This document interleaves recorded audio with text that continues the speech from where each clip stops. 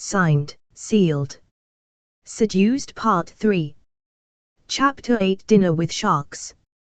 Clara barely remembered how she got back down the grand staircase. She floated, somehow, like her heels no longer touched the marble, like the ring on her finger had anchored her to some other version of herself, a version with curled hair and smoky eyes and no idea what she'd signed. The note in her clutch felt like it was burning a hole through the silk lining. The casino is dirty. Run. She couldn't forget the handwriting. Neat. Controlled. Personal. The kind of warning you didn't send unless you knew the target wasn't just in danger, but already marked. Now, as she entered the private dining salon, her nerves frayed like old ribbon. The room was like something from a Renaissance fantasy: vaulted ceilings, oil paintings in heavy gold frames, a 20-foot crystal chandelier suspended above a table carved from one single slab of black walnut. The table was set for 16. Each place was marked by a name card written in looping calligraphy. Waiters stood in still formation at the edges of the room like chess pieces waiting for orders. Dario stood at the head of the table, smiling like a seasoned host at the theater's opening night. As she approached, he pulled her chair out with a gallant flourish. "Principessa," he said under his breath. "We saved you a throne." Clara sat stiffly, her skin still crawling from the note. Around the table, the guests were already watching her with the kind of polite fascination reserved for débutantes and scandals. Mostly men. Impeccable dressed. Monogrammed cufflinks, silent watches, faces like ice carved into charm. Women too, sleek, slinky, diamonds heavy enough to pass for armor. "Is it true you studied in Bologna?" asked a woman with auburn hair and a glass of something green. "You don't carry yourself like most Roman lawyers." Too reactive. Clara blinked. "Is that a compliment?" The woman tilted her head. "Not yet." Laughter flickered like static around the table. Dario poured her wine. Red. Bold. It bled into the rim of her glass like a warning. Clara leaned toward him, voice low. "I need to talk to you. Privately." In a moment he replied, still smiling as he refilled someone else's glass. "Smile, Bella. You're causing ripples." "Then maybe don't throw me into a tank of sharks." "Oh, but you swim so well." The first course arrived, oysters served on Himalayan salt blocks, drizzled with gold-flecked caviar. Clara couldn't taste a thing. She watched the guests instead, trying to map who was with Dario, who pretended not to be. A man to her left leaned in. Mid-50s, graying at the temples, his Rolex glinting beneath his cuff. "You know," he said casually, "I once dated the daughter of a prosecutor. Terrible temper. But useful instincts." "I'm not a prosecutor," Clara said. "Shame. You'd be excellent at it." Another ripple of laughter. The conversation turned to real estate, then yacht auctions, then whispers of something called Project Belladonna. Clara only caught fragments.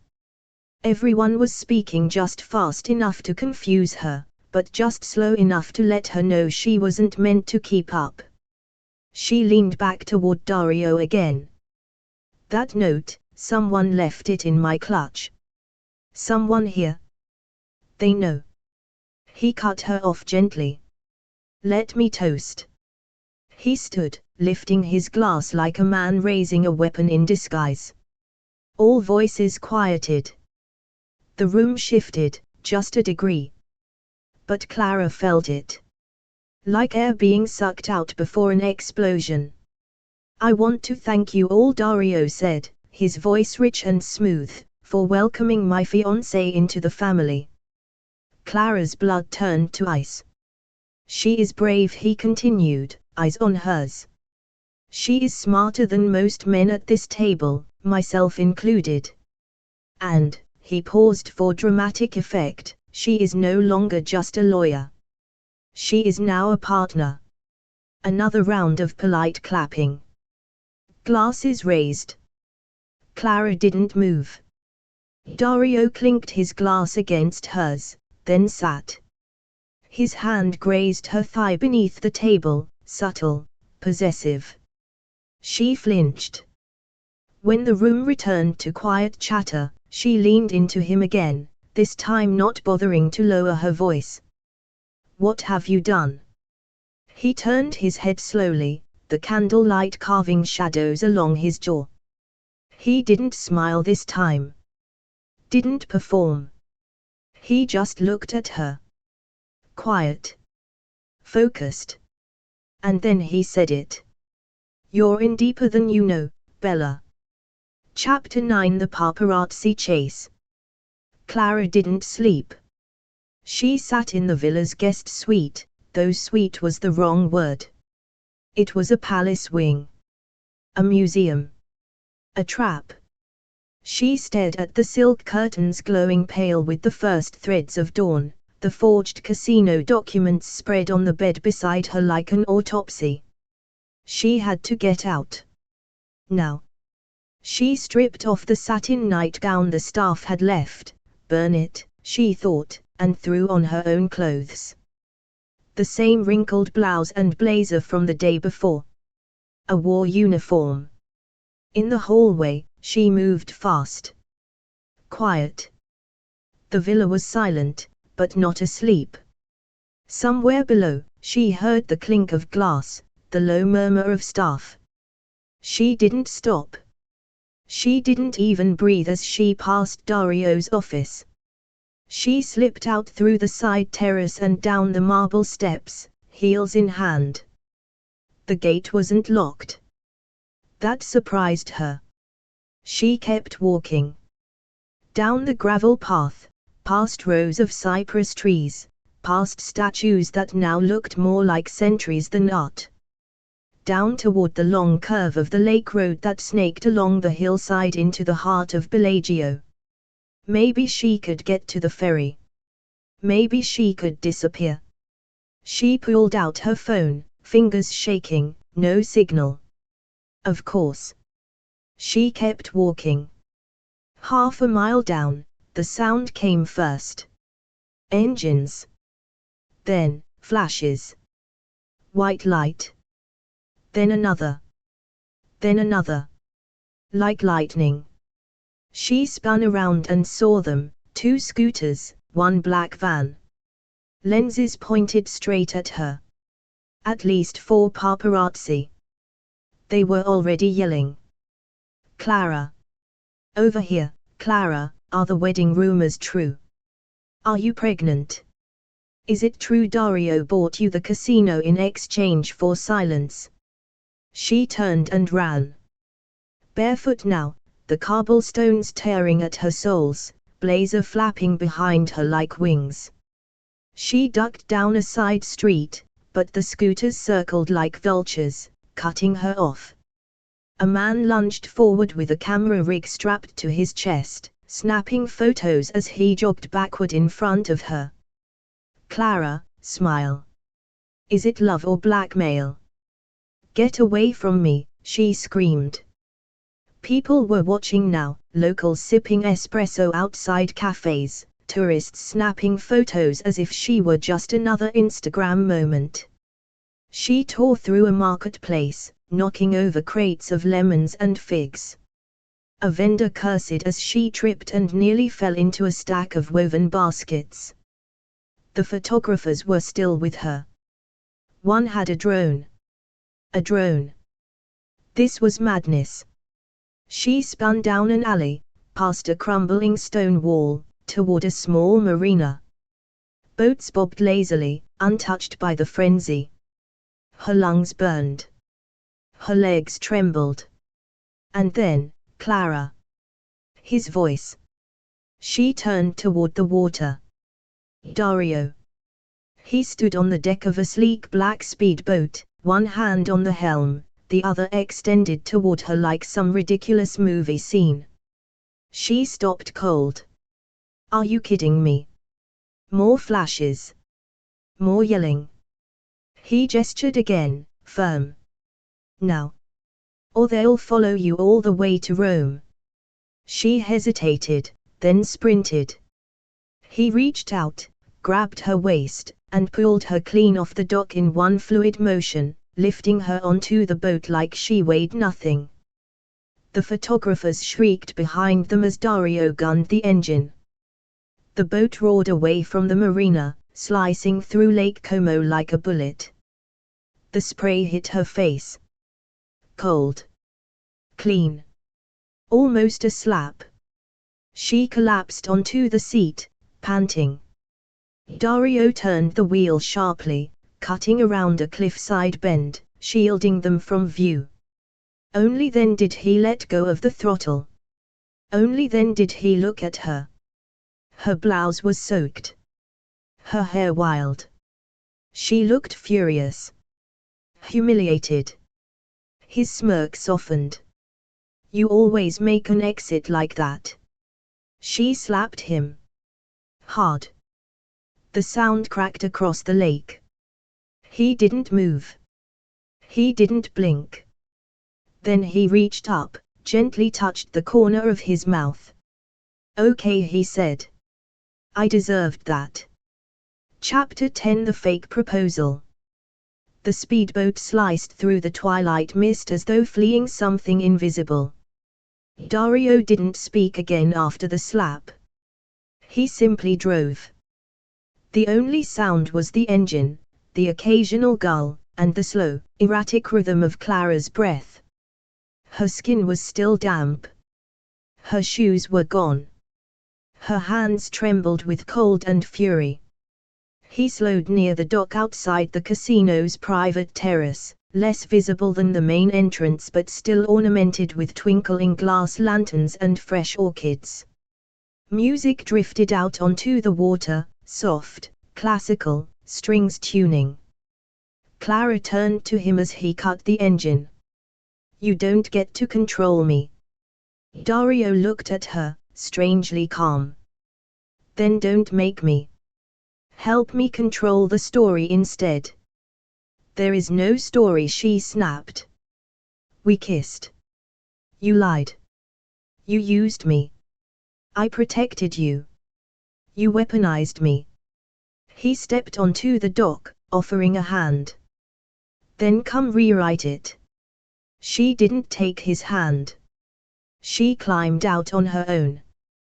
They walked through the back corridor of the casino, the carpet plush beneath her bare feet.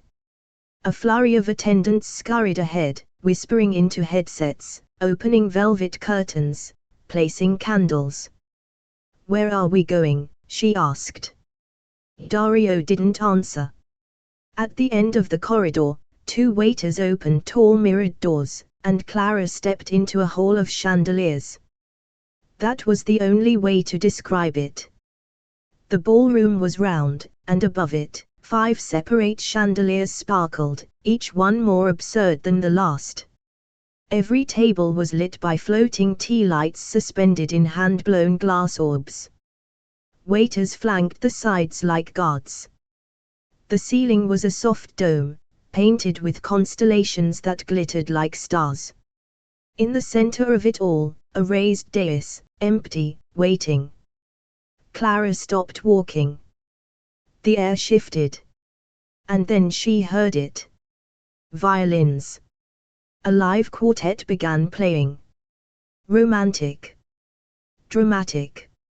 A melody she'd heard once in a perfume commercial and never forgotten.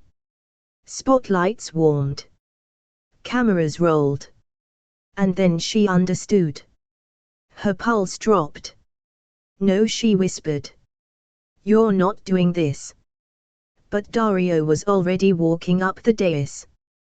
The guests, elite and dressed in black tie, turned to watch. Flashbulbs began. People clapped. "Stop it," Clara said under her breath. This is insane. I'm not agreeing to this. Dario turned, reached for her hand, and with a single look that could melt steel, or freeze it, he dropped to one knee. A gasp rippled through the crowd. Clara felt dizzy. His voice was smooth, amplified, terrifying. Clara Romano. You came into my life like a storm. You challenged me, outwitted me, and completely ruined every plan I had for staying single. Laughter.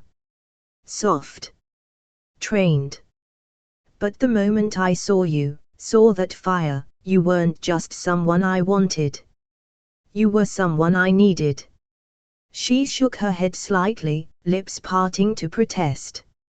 You're more than my equal. You're my better. And I would be the luckiest man alive if you'd make this illusion we started, into something real. He opened a black velvet box. Inside, a monstrous ring. Pear-cut diamond, glimmering like it had absorbed every secret in the room. Her throat clenched. People were standing now. Phones out. Cameras rolling. Paparazzi behind the ropes. The ring glittered under the spotlight like it had already said yes for her. She looked down at him. Dario Vescari. Perfect. Deadly. Waiting. Clara could feel her heart beat everywhere, in her ears, her jaw, her palms. She had two choices. Say no, and watch her name get smeared across every screen in Europe. Say yes, and hope she could find a way out later. Her lips barely moved. Yes. The applause exploded like a rehearsed performance. Dario slid the ring onto her finger. The fit was too perfect. Like it had been measured weeks ago. He stood, took her face in his hands, and kissed her. Not hard. Not passionate. Just long enough for the cameras. Just long enough to make it real. As they descended from the dais, the crowd swarmed in. Congratulatory kisses on cheeks, champagne flutes, compliments in Italian and French. Clara kept nodding. Smiling. Floating. Then she saw it. Across the ballroom. Near the bar. Two men shaking hands. One of them was Dario. The other, Mr. Bellini. Her boss. Her face went white. The handshake ended quickly. They spoke a few words, and then Dario disappeared behind a curtain, nodding to a man in a red tie. Bellini lingered. Sipped his drink. Didn't look at her. Clara stared, her blood pounding in her ears. That handshake wasn't new. It was familiar. It was practiced. This hadn't started yesterday. Chapter 11 Betrayal at the office. The ring still felt too tight. Clara tugged at it again as she rode the elevator up to the 31st floor of Bellini and Associates. The polished gold band caught the fluorescent lights, throwing little halos across the stainless steel walls. She turned it slowly, not because she wanted to admire it, she didn't, but because she couldn't quite stop touching the lie. The diamond was heavy. Like it knew. The elevator chimed. The doors opened. Her heels clicked out into the familiar marbled hallway, but something was off. Subtle. Like the air itself had shifted. Like the world she'd left behind had been replaced with a replica just slightly wrong. She passed the receptionist, who smiled a little too broadly, and headed toward Mr. Bellini's office without announcing herself. For the first time, no one stopped her. She didn't knock. She just walked in. "Ah," Clara Bellini said, not looking up from his desk. "The runaway bride returns." He was sipping espresso. The blinds were open behind him, revealing the jagged skyline of Milan. His office was pristine as ever, dark oak, a white leather chair, a minimalist painting of a horse no one quite understood. Clara stood in the doorway, arms folded. "You were at the proposal." Bellini finally looked up. She could see it in his face. He wasn't surprised. "Yes," he said simply. "For how long have you known Dario?" He gestured for her to sit. She didn't move. He sighed. "Clara, you've always been sharp. So let's not waste time pretending you were hired here on your resume alone." She blinked. "Excuse me. You graduated 4th in your class. That's impressive. But not exceptional. And yet you landed in one of the highest revenue firms in the country. With 0 connections. Because I earned it." Bellini tilted his head, just slightly. "Of course you did. But merit isn't always what gets you through the door. Sometimes it's potential. Proximity." "To what?" "To the Vescari family." Clara's spine locked straight. "You brought me here, because of him." Dario expressed interest in building a connection with someone grounded. Someone believable. "You were perfect, young, credible, photogenic, unentangled. I was a legal mule." He smiled faintly. "A mule with a Rolex now. I never wanted this." Bellini set his espresso down. "Then you're not paying attention. Everyone wants this. Even if they don't realize it at first." Clara shook her head slowly. "You're making money off this. The firm has had contracts with Vescari Holdings for over a decade. We assist in asset transfers, shell corporations, tax strategies, money laundering. We don't ask for context. We ask for clarity." Her stomach turned. "And you're fine with all of it?" He leaned back in his chair. "Clara, you're lucky. Lucky. You could have been forgotten. Spent 10 years in the bullpen pushing paper. But instead, you're front page news. You're standing beside a man with more power than most governments. And you're going to be rich. I'm not for sale." "Then explain the wire transfer." She stopped. "What?" Bellini swiveled his monitor toward her. A browser window was open, her bank's login page. She recognized it immediately. The color scheme. The layout. She didn't remember giving him her password. "Don't worry," he said, typing quickly. "We have a working relationship with the bank." He hit enter. The account loaded. Clara's checking account. Her savings. Her student loan balance. But it wasn't the usual numbers that froze her in place. It was the €850,000 sitting in her personal account. New. Highlighted in green. She stared at it, as if blinking might change it back. Bellini smiled. "Think of it as a down payment." "For what?" "For playing the part you were born for." "That's the end of this part, but trust me, the next one is even more thrilling. We drop fresh episodes every day, so don't miss out. Like, subscribe, and stay tuned, you won't want to miss what's coming next." Because every broken heart deserves a comeback. If this story touched you, don't forget to subscribe for more emotional romance every week.